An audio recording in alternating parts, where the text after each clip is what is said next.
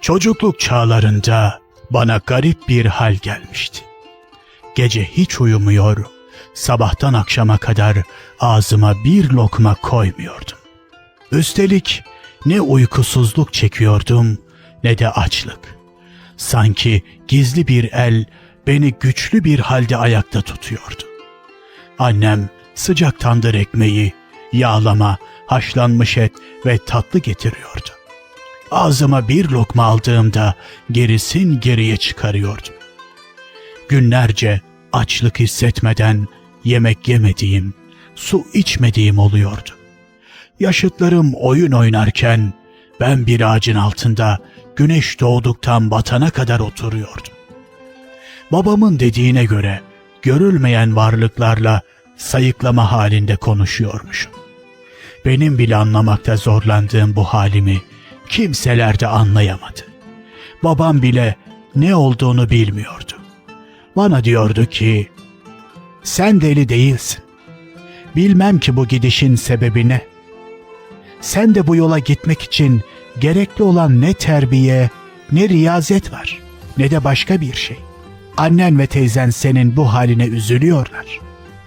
Sana cinlerin musallat olduğunu düşünüyorlar. Benden seni okutmam için hocaya, türbeye götürmemi istediler. Oğlum ne Mecnun ne meczup, oturun oturduğunuz yerde diye susturdum. Muhammed'im, nedir bu ahvalin?" Babama dedim ki, "Beni benden dinle baba. Sen ve ben öyle bir haldeyiz ki sanki bir kaz yumurtasını tavuğun altına koymuşlar. Bu yumurtadan kaz yavrusu çıkmış. Biraz palazlaşınca bir su kenarına gelir, yavru hemen suya atlar. Ana tavuk etrafında çırpınır. Ama o kümes kuşudur. Onun suya girmesine imkan yoktur. İşte seninle ben de böyleyiz.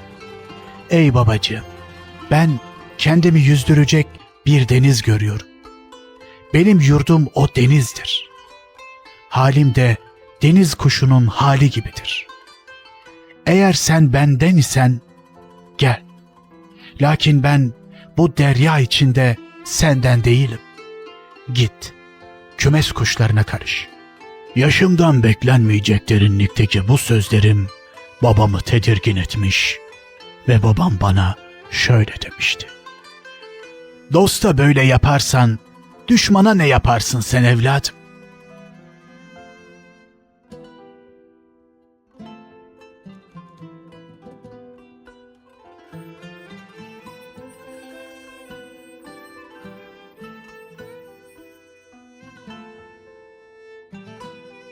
Yemek laf edilse bile yüzümü çevirirdim.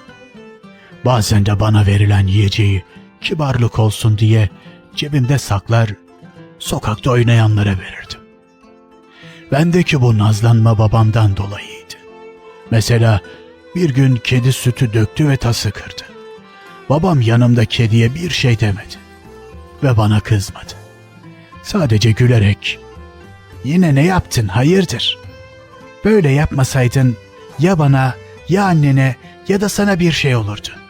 Allah acıdı da bu kadarıyla atlattık evladım."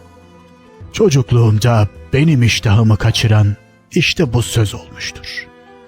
Aradan 3-4 gün geçtiği halde hiçbir şey yemiyordum. Sade halk sözünden değil, hak sözünden bile korkuyordum. Sebep yokken yemekten içmekten kesilmiştim. Babam, "Oğlum ye" dedikçe ben bir şey yiyemiyorum diyordum.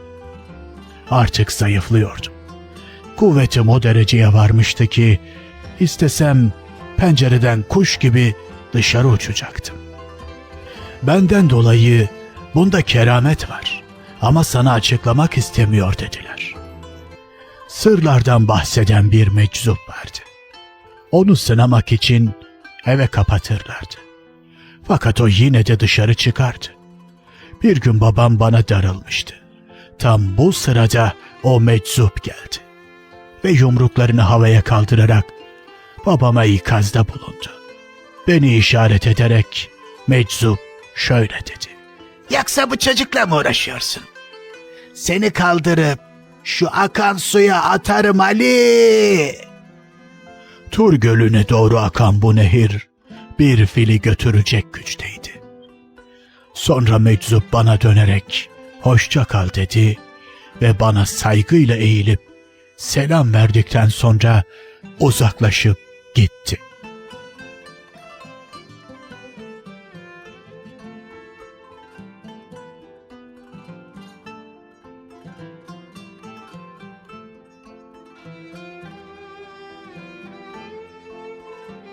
Ben babama nafile olan ibadetlerimi göstermezdim. Batıni halimi ve dünyamı nasıl gösterebilirdim ki? Babam iyi huylu ve asalet sahibiydi. 2 söz söylerdi. Sakalına kadar gözyaşları akardı. Fakat aşık değildi. İyi huylu olmak başka, aşık olmak başka şeydir.